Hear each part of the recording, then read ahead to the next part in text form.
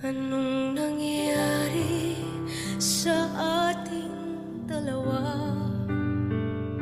Akala ko noon tayo ay iisa. Ako bang siyang nagkulang o ikaw ang di lumaban sa pagsubok sa ating pagmamahal?